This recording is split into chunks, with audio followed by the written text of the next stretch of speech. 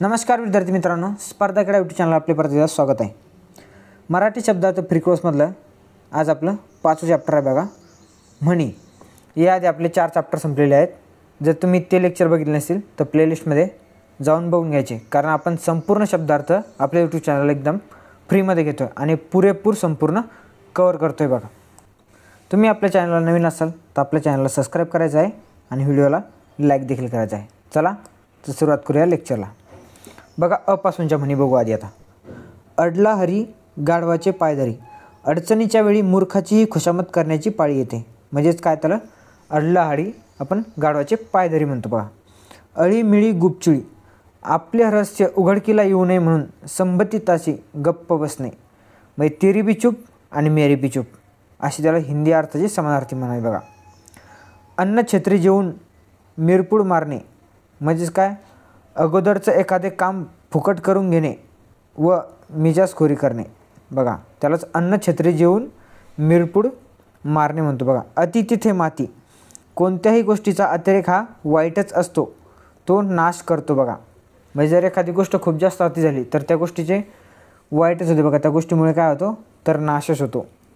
अग अग म्हशी मला कोठे नेशी, म्हणजेच काय, चूक करून ती मान्य न करता उलट ती चूक दुसऱ्याच्या माथी मारून मोकळे व्हायचे, त्याला काय म्हणतो आपण, अग अग म्हशी मला कुठे नेशी। म्हणजे स्वतः तर मान्य करायची नाही, पण ती चूक काय करायची, दुसऱ्याला लुटून द्यायचं आणि मोकळं व्हायचं, त्यालाच लक्षात ठेवा बघा। अडली गाय फडके खाय, एखादा माणूस अडचणीत सापडला की त्याला हैराण केले जाते। म्हणजेच काय, तर अडली गाय फडके खाय बघा। असेल त्या दिवशी दिवाळी आणि नसेल त्या दिवशी शिमगा, म्हणजे काय, अनुकूलता असेल तेव्हा चैन करणे आणि नसेल तेव्हा उपवास करण्याची पाळी येणे। म्हणजे आपल्याजवळ खूप पैसा आहे तेव्हा खूप उधळण करायची, इकडे फिर तिकडे फिर, म्हणजे हे शोक कर ते शोक कर, आणि नसलं की मग बसला घरीच।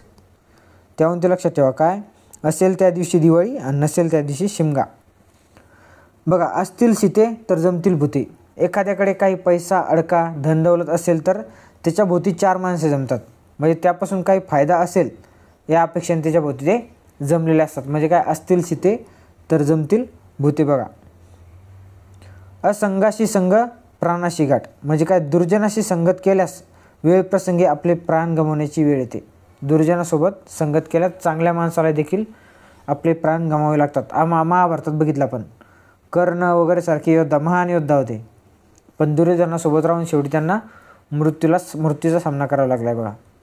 अचाट खाणे मसनात जाणे, म्हणजे खाण्यापिण्यात अतिरेक झाल्यास परिणाम काय होतात तर वाईट होतात। म्हणजे अचाट खाणे मसनात जाणे म्हणतो बघा। अन्नाचा मारलेला खाली पायी पण तलवारीचा मारलेला वर पायी बघा, लक्षात ठेवा।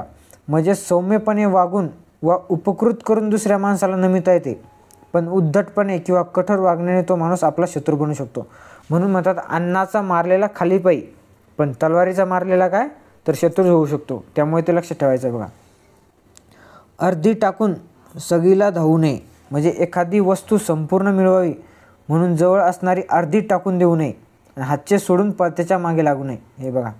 म्हणजे आपल्या हातात आहे ते सोडून द्यायचं आणि अजून अतिरेकच्या मागे लागायचं, त्यात तेच म्हणू शकतो आपण, अर्धी टाकून सगळीला धावू नये। म्हणजे जे हातचं आहे ते बी जाते बघा, जे मिळवायचं आपल्याला शिल्लकचं, त्याच्यानंतर जे हातचं आहे ते सगळं चाललं जातं, त्याहून ते लक्षात ठेवा। अतिशहाणा त्याचा बैल रिकामा, स्वतःला अतिशहाणा समजणारा प्रत्यक्षात कृती करत नाही। जो स्वतःला शहाणा समजतो पाहिलं तर तो नाममात्र काय असतो तर शून्य असतो, त्याहून ते लक्षात ठेवा बघा। चला समोरच्या पेजवर जाऊ आता।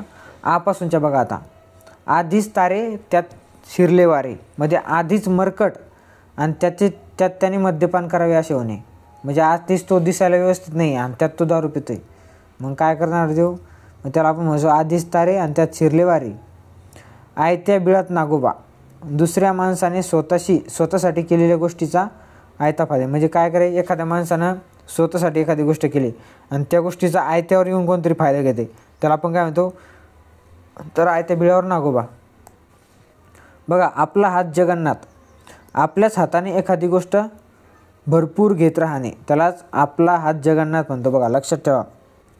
आयजीच्या जीवावर बायजी उदार, दुसऱ्याचा पैसा खर्च करून औदार्य दाखविणे, हलवायाच्या घरावर तुळशीपत्र ठेवणे ही त्याची समानार्थी आहे। म्हणजे आईच्या जीवावर बाईची उदार, म्हणजे दुसऱ्याच्या जीवावर एखादा दुसराच खर्च पाणी करून घेतोय, तेव्हा ते लक्षात ठेवा. आईच्या जीवावर मग काय तर बाईची उदार. आडात नाही तर पोहऱ्यात कुठून येणार. जे मुळातच नाही त्या गोष्टीची देखील अपेक्षा करणे व्यर्थ आहे. म्हणजे विहिरीत नसले तर पोहऱ्यात कुठून येणार. आता विहिरीतच पाणी नाही तर ते पोहऱ्यात येईल का? नाही. एखादा व्यक्ती मुळातच हुशार नाही, मग त्याला किती क्लास लावले तर तो हुशार होणार आहेस का किंवा पेपर पास होणार आहे का? तर नाही. त्याहून ते लक्षात ठेवायचं आहे. आकारे रंगीत चेष्टा म्हणजे काय? बाह्य लक्ष्यावरून स्वभाव स्पष्ट करणे म्हणजे आकारे रंगीत चेष्टा. एखादा व्यक्ती बाहेर बघायचा, दिसायला कसा आहे आणि त्याहून त्याचा स्वभाव ठरवायचा, याला म्हणतात आकारे रंगीत चेष्टा. नेक्स्ट बघा आता, आगीतून उठून फुपाट्यात पडणे म्हणजे एखाद्या मोठ्या संकटातून बाहेर पडून दुसऱ्या मोठ्या संकटात पडणे, म्हणजे त्याला आपण काय म्हणतो? आगीतून उठून फुपाट्यात पडला. त्याहून ते लक्षात ठेवा. आग सोमेश्वरी आणि बंब रामेश्वरी म्हणजे गरज असलेल्या माणसाला मदत न करता भलत्याच ठिकाणी मदत करे. समजा एखादा माणूस आता त्याला खूप गरज आहे पैशाची, त्याला पैसे नाही तर ज्याला गरज नाही त्यालाच पैसे देणे, मग याला काय म्हणतो आपण? आग सोमेश्वरी बंब रामेश्वरी. आवळा देऊन कोवळा काढणे म्हणजे दुसऱ्यासाठी थोडेसे काहीतरी करून त्याच्या बदल्यात स्वतःचा भरपूर फायदा करून घेणे, म्हणजेच काय त्याला आवळा देऊन कोवळा काढणे. आता हे राजकीय लोक बघा, वोटिंग तुम्हाला देतात किती? 500, आणि तुमच्या हक्काच्या तिथं किती काळ मारतात ते मग? 500 कोटी. यावून लक्षात ठेवा, मतदान हा आपला महत्त्वाचा जन्मसिद्ध हक्क आहे. बघा 18 वर्ष पूर्ण झाली, किती घटना दुसरी? 61वी. लक्षात ठेवा. त्याहून तो बजावायचा. 500 रुपये घेऊन वोट द्यायचे का? नाही. तर व्यक्ती निवडायचा.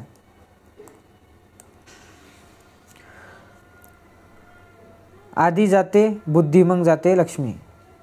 बघा आधी जाते बुद्धी आणि मग जाते लक्ष्मी. आधी आचरण बिघडते नंतर वाईट दशा येते. आचरण बिघडते म्हणजे कसं? आता हे आधी जाते बुद्धी मग जाते लक्ष्मी म्हणजे कसं लक्षात ठेवायचं? एखादा माणूस आहे त्याचा खूप पैसा आहे, पण तो काय करतो? आता लागला दारू प्यायला, मग येतं काय केलं? त्याची बुद्धी गेली, त्याला कळे लागलं काय करायला तो, मग आता दारू प्यायला लागला म्हणल्यावर आपल्या पैसा जाणारच झाला. मग त्यामुळे आधी जाते बुद्धी मग जाते लक्ष्मी. त्यामुळे लक्षात द्या, आधी आचरण बिघडते नंतर वाईट दशा येते. आपला तो बाब्या आणि दुसऱ्याचं ते कार्टे. जे आपले आहे ते चांगले आणि दुसरे जे आहे ते वाईट, अशी प्रवृत्ती. बघा अशा प्रवृत्तीचे लोक तुम्हाला जवळपास टोटल समाजापैकी 70% लोक याच प्रवृत्तीचे झाले सध्या. आता आपला बाबू आणि दुसऱ्याचं कार्ट म्हणजे त्यांचं जे आहे ते स्वतःचं चांगलंच आणि दुसऱ्याचं वाईट. म्हणजे थोडक्यात जर चांगल्या भाषेत सांगायचं म्हणलं तर आपलं म्हणलं तर प्रेम आणि दुसऱ्याचं म्हणलं तर लफडं. ही इंदुरीकडची भाषा आहे बघा. त्यामुळे ते तुम्ही लक्षात ठेवा. आपण हसे लोकांना शेंबूड आपल्या नाकाला म्हणजे ज्या दोषाबद्दल आपण दुसऱ्याला हसतो तोच दोष आपल्या ठिकाणी असणे. म्हणजे जे दोष दुसऱ्याला आपण हसावलो ते दोष ऑलरेडी आपल्या अंगात असणे. म्हणजे लोका सांगे ब्रह्मज्ञान आणि आपलं मात्र कोरडं पाषाण, अशातला प्रकार आहे बघा. आपण काय? आपण हसे लोकाला आणि शेंबूड आपल्या नाकाला. त्याचं एक समानार्थी बघा, दुसऱ्यातलं डोळ्यातलं कुसळ दिसते पण आपल्या डोळ्यातलं काय तर मुसळ दिसत नाही, अशा प्रकारचा प्रकार आहे बघा तो. आपली पाठ आपणास दिसत नाही म्हणजे स्वतःचे दोष स्वतःला दिसत नाही, हे महत्त्वाचे बघा. म्हणजे आपली पाठ आपणास दिसत नाही. आजा मेला आणि नातू झाला. एखादे नुकसान झालं असताच त्याच वेळी काय दुसरा फायदा होणे, बघा महत्त्वाचं आहे. इकडं तुमची मेन्स गेली, कंबाईन बीची मेन्स गेली, पण तिकडे राज्यसेवेची प्रिलिम निघली म्हणजे काय? त्यालाच आपण हे म्हणू शकतो आजा मेला नातू झाला. आपल्याच पोळीवर तूप फोडणे, फक्त स्वतःचाच तेवढा फायदा साधून घेणे म्हणजेच काय? आपल्या पोळीवर तूप फोडणे. आलिया भोगाशी असावे सादर. तक्रार व कुरबूर न करता जे वाट्याला आले ते स्वीकारावे लागते म्हणजे काय? आलिया भोगाशी असावे सादर. आधीच उल्हास त्यात फाल्गुन मास म्हणजे मुळातच आळशी असलेला व्यक्ती त्याच्या आळशीपणास अनुकूल पोषक अशी परिस्थिती निर्माण होते, बघा लक्षात ठेवा. आंधळा मागतो एक डोळा, देव देतो 2 डोळे. म्हणजे एखादी इच्छित गोष्टीबरोबर अनपेक्षित दुसरी गोष्ट एखादी मिळणे म्हणजे किंवा अपेक्षापेक्षा अधिक लाभ होणे, त्याला आपण काय म्हणतो? आंधळा मागतो एक डोळा आणि देव देते 2 डोळे. त्याहून ते तुम्हाला लक्षात ठेवायचं आहे बघा. आंधळे दळते कुत्र पीठ फाडते. एकाने काम करावे आणि दुसऱ्याने त्याचा फायदा घ्यावा म्हणजेच काय? आंधळे दळते आणि कुत्रे पीठ खाते बघा. आंधळ्या बहिऱ्याची गाठ म्हणजे एकमेकांना मदत करण्यास असमर्थ असणाऱ्या दोन माणसांनी एकत्र येणे म्हणजेच काय, तर अंधाऱ्या बहिऱ्याची गाठ म्हणतो आपण. आत्याबाईला जर मिशा असता तर काल्पनिक गोष्टी गृहीत धरून त्या आधारे पुढील विचार करणे म्हणजे त्याला काय म्हणतो, आत्याबाईला जर मिशा असता तर. महत्त्वाची म्हण आहे बघा, लक्षात ठेवा. आधी पोटोबा मग विठोबा, अति स्वार्थ मग परमार्थ, लक्षात ठेवा. त्यालाच काय, हे देखील बऱ्याच वेळा आणि ह्या ज्या म्हणी आहेत बघा, ह्या सगळ्या प्रिव्हियस इयर क्वेश्चनला म्हणजे बऱ्यापैकी विचारून झाल्यात बघा. सगळे PYQ असं म्हणायला देखील हरकत नाही. आपलेच जात आपलेच जोड म्हणजेच काय, आपल्याच माणसांना केलेल्या चुका लोकांना स्पष्ट करून दाखवत नाही. जे माणसं आपले आहेत बघा, त्यांनीच चुका केल्या आहेत ते आपल्याला दुसऱ्याला सांगतात नाही. म्हणजे काय, आपलेच दात आणि आपलेच होठ आपण म्हणतो. आपले नाक कापून दुसऱ्याला अपशकून म्हणजे आपले नुकसान झाली तरी चालेल पण दुसऱ्याचे चांगले होऊ नये. बघा लक्षात ठेवा, ही अशा प्रकारची म्हण आहे. ही देखील MPSC मेन्समध्ये आताच विचारण्यात आली. म्हणजे आपले नाक कापून दुसऱ्याला अपशकून म्हणजे आपले नुकसान झाले तरी चालेल पण काय, दुसऱ्याचे चांगले होऊ न देणे. आधानातले रडतात आणि सुपातले हसतात म्हणजे स्वतः संकटात असतानाही दुसऱ्याचे दुःख पाहून हसू येणे. हे लक्षात ठेवा, हे देखील महत्त्वाचे. आई जेऊ घालीना आणि बाप भीक मागू देना म्हणजे दोन्ही बाजूंनी कोंड मारा.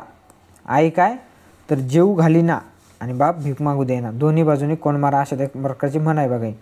आता पासून जे बघा, इकडे आड तिकडे वीर म्हणजे दोन्ही बाजूंनी सारखीच अडचणीत माणूस सापडणे, तर त्याला आपण इकडे आड तिकडे वीर म्हणतो बघा. इच्छलेले जर घडते तर भिक्षुकही राजे होते म्हणजे जे इच्छलेले जर घडलं असतं तर सर्वजण काय, धनवान होईल. पहा, इच्छेप्रमाणे सारे घडले तर सारेच लोक काय होतील, तर धनवान झाले असते. त्यामुळे ते इच्छिले जर घडले असते तर भिक्षुकही राजे झाले असते. उपासून जे बघा, आता उचलली जीभ लावली टाळ्याला विचार न करता बोलणे म्हणजे काय, उचलली जीभ लावली टाळ्याला म्हणतो आपण. कोणत्याही गोष्टीचा विचार करायचा नाही, काय नाही, झालं एकदा सुरू बोलायला की चालली बडबड त्याची फक्त. उतावळा नवरा गुडघ्याला बाशिंग म्हणजे प्रसंगी हास्यास्पद ठरेल अशा प्रकारचा उतावळेपणा दाखवले म्हणजे काय, तर उतावळा नवरा गुडघ्याला बाशिंग म्हणतो आपण. उथळ पाण्याला खलखलाट फार म्हणजे फार थोड्या ज्ञानाचा गुणांचा खूप गाजावाजा करणे, लक्षात ठेवा.